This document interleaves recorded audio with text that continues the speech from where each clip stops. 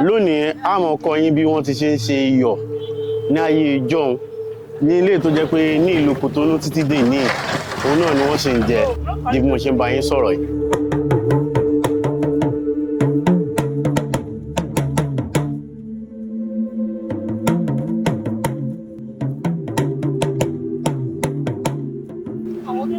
What are we about to do here? We are about to show how they process sauce in Wida. In Wida? Yeah. Naturally? Yes, naturally. From not the sand? processed, yes, from the so sand. Explain why are we fetching salt from this ground and not from the lake? From what the woman said, the sand has the salt. Okay. Yes, the sand has the salt, but you can use water from the lake to bring out the sand that is in the salt that is in the sand. Yeah. She said there are particular areas that has this sand. Like the place we stepped out to eat, that place doesn't have salt in it. But here and some parts of this place, they have salt in it. Nǹkan tí wọ́n gbìyànjú àti sọ ni pé apá ibi tá a wà yìí, ilẹ̀ ẹbẹ̀ ó níyọ̀. Ṣùgbọ́n kì í ṣe gbogbo ibi pátápátá nílẹ̀ ẹbẹ̀ ló níyọ̀. Ẹ jẹ́ ká fi hàn yín bí wọ́n ti ṣe máa ń kó iyẹ̀pẹ̀ rẹ̀ jọ láti tẹ̀síwájú nínú bí a ti ṣe sọ di iyọ̀. Mama, ṣe bí na like this?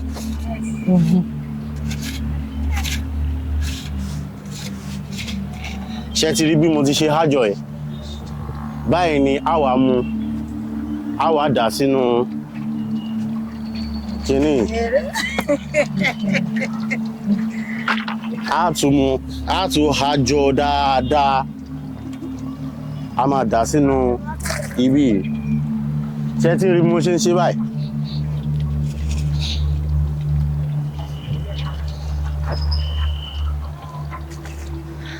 Tá bá ti wá dà sínú bí, báwo ni a wá ṣe máa mọ̀ tí ó bá ní iyọ̀ nínú? Can you please explain to me using this traditional technology to discover if this thing has salt content in it? Okay, let's throw this one away so that we can do a fresh one. Okay, pour it here.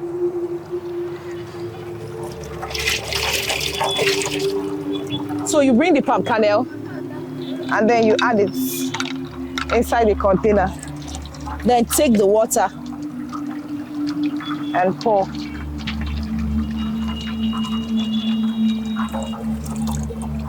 So when you pour it, you notice if there are salts inside the water, the nuts will go up. But why it's like this is because the salt has reduced. The salt content in the water has reduced. So that's why it went down. Okay.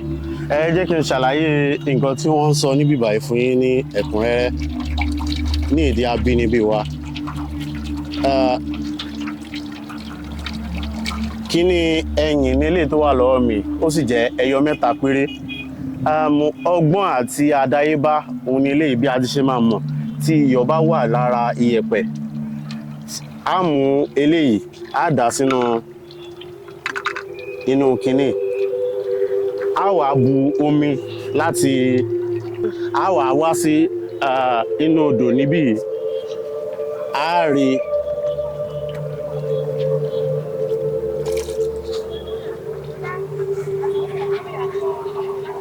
iyẹ̀pẹ̀ tá bù lẹ́ẹ̀kan. Kíní dàbí asẹ́ ni. Ó dàbí asẹ́ tí ó sẹ iyọ̀ tó wà lára iyẹ̀pẹ̀ síta sínú eléyìí.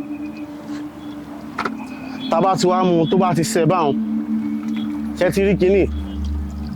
Ó ní nísìn. Wọ́n wá dà sínú ibi. Tó má ti dà sínú bí. Tí omi tó sẹ́ jáde tó bá ní iyọ̀, kíní yóò ní dúró nílẹ̀ bó ṣe dúró nílẹ̀. Òkè báyìí ni ó ti ṣe léfò. Ṣùgbọ́n nítorí pé kíní iyẹ̀pẹ̀ tá bù yìí kò ní iyọ̀ nínú, òun ló jẹ́ kó lọ sí ilẹ̀ báyìí. Ẹ wá jẹ́ kí n fi hàn yín bí ó ti ṣe máa rí.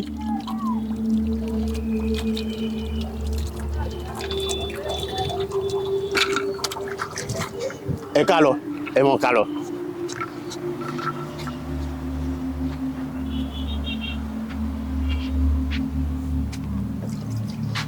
àwọn tí wọ́n ti sẹ́ tẹ́lẹ̀ tó ní iyọ̀ tó pọ̀ lọ́pọ̀lọpọ̀ òun ni eléyìí.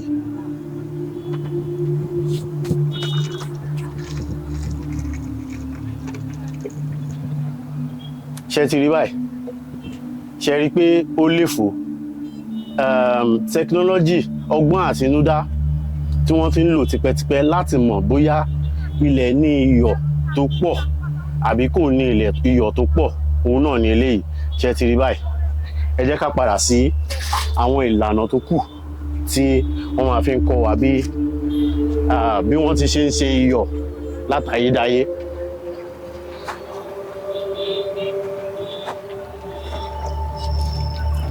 So now what's the next step? The next step is to put it on fire. The next step is to put it on fire.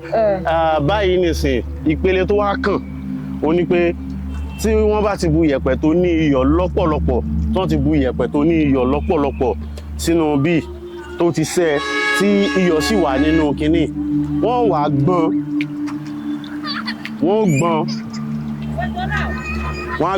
omi yìí wá bá mi fi omi hàn wọ́n. Ṣé ti rí omi náà? Omi yìí ni wọ́n á gbọ́n. Ẹ má gbàgbé pé eléyìí kò ní iyọ̀ tó pọ̀ mọ́, so wọ́n lè lo eléyìí rárá. Wọ́n lè lo eléyìí. Ẹ máa bọ̀.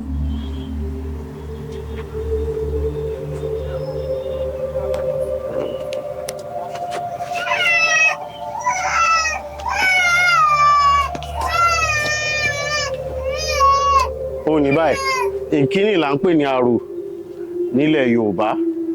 Please explain the next stage. So the next stage is to take the water from here. This is the salt water. This is the salt water. So you take it from here and put it on fire. Put it on fire. And the fire will be heated very well. It will boil very well. For how long? She said 10 hours. But I'm not sure because of the difference in language, we are not able to get the actual hours you have to boil it. So, actually, wọ́n ti ṣe eléyìí. Iyọ̀ náà wọ́n máa dà sí orí iná báyìí. Wọ́n wá sè fún ìgbà tó pẹ́ lọ́pọ̀lọpọ̀.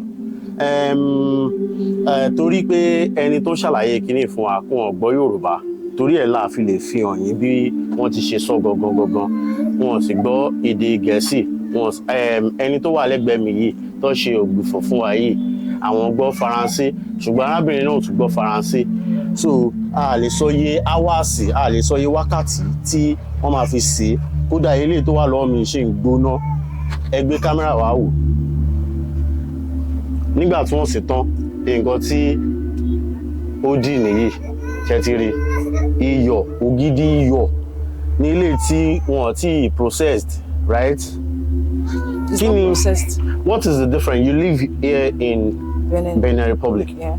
And you said the other time that Beninois love to take the original salt, this original salt. One, yeah. This particular. What is the difference between this and the processed one? I don't really know the difference, but I think something that is natural has its own healing. Okay. So for people that use salt to bait, I think they would prefer to use this because it has the natural content. The processed one might have gone through a process. They might have extracted some things from it. Because, for example, when you are cooking and you add this to your food, this particular one is very sharp. A little of it, it's okay in your food. But unlike the processed one, where you add and add and add continuously. So this is the final process. Yeah. So iyọ̀ tó máa padà di òun náà ni eléyìí lẹ́yìn ìgbà tẹ́ bá ti sè iyọ̀ ẹ̀ fún ọ̀pọ̀lọpọ̀ hours.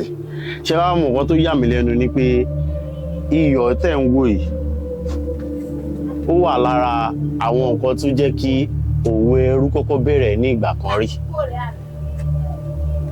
So and ibi tí wọ́n dẹ̀ ti ń ṣe ibi tá a ti ń ṣe iyọ̀ yìí ẹ jẹ́ kí n fi nǹkan kan hàn yín, ẹ máa bọ̀.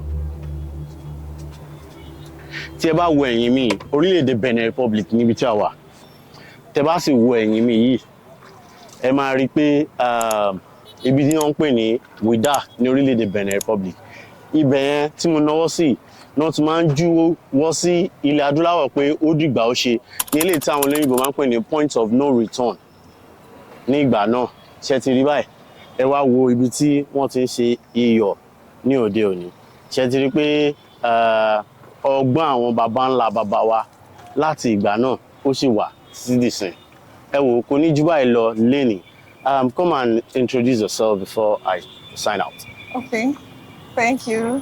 My name is Queen Chidi, and I'm a Nigerian currently living in Benin Republic. Okay, you have a YouTube channel. Yes. So what do you talk about? I talk about Benin Republic in general, exploring Benin Republic, the cost of living, the food, and everything that has to do with West Africa. But for now, we are starting with Benin.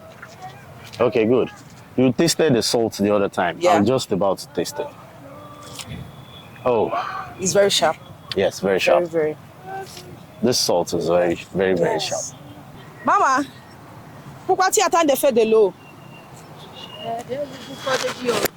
Eh? They make up of Fufuko. Okay. Now, who's seen about Westivon? I am about Giona Biome. Okay. Explain that. Faut faire ça encore. Dis ça encore, je vais Oh, then don't Jeremy. Mimo car. Mimo de Fufu Fineladi. Not to see who contagy. But jail, they was even who chair, they don't come and sell, they don't come and I have cheated with Biome. Okay. But I'm not a Okay. there we are. Okay. She said she's just adding this, she's just pouring the water to help because it's already dry. Okay. But when rain falls, the salt comes out. Take for instance, where I come from in Enugu State, we have stones. Okay. Enugu is known for stones. So when rain falls, you see those stones come out. Okay. In my father's compound, we'll be able to pack gravel from just the ground. Wow. So when it's raining season, you see it come out. Okay. So that's what she's trying to explain now. Okay. That when the rain falls, it brings out more salt. So, Yes. So, but now, àsìkò ẹ̀rùn last why now we are in dry season. Yes. So she needs to water the ground for the salt content to come out, so that they can keep being in business. Oh, okay, okay. Ọ̀rọ̀ lẹ ti gbọ́, mo lérò pé àti kọ̀yìn ẹ máa gbé kámẹ́rà bọ̀. So, ẹ bá mi follow aunty. What's your channel name again? Queen Chidi. Queen Chidi. Yes. So my channel's name is Queen Chidi. Queen Chidi. Ọ̀rọ̀ lẹ ti gbọ́, àwọn ọ̀yọ́ náà wá rí. Ẹ bá mi bi màmá pé èló ni wọ́n ń ta. Ask mama how much is this container? Mama, Nebia. 600. It's 600 so far. So she will press it Okay. very well. So Sarah, ça dépasse kilo. So this is more than a kilo. okay. So it's 600. But there is a way they measure it. They sell it at 2,000. This if it lasts for a month, so Okay. So yes. So abọ́ yìí kan ó jẹ́ 600 faransé owó ìlú Benin ni abọ́ yìí kan jẹ́. So mo lérò pé ẹ ti kọ́ nǹkan tàbí kejì nípa abọ́ tí ṣe ń ṣe iyọ̀ ní orílẹ̀-èdè Benin Republic ní òde òní. Morúkọ tèmi àsìmọ́jẹ́ Bùnmi Adétọ̀nà ǹjẹ́ kó wá tó dìgbà míì ẹ má gbàgbé láti fẹ́ràn ara yín. Ó dàbọ̀, ẹ ṣeun.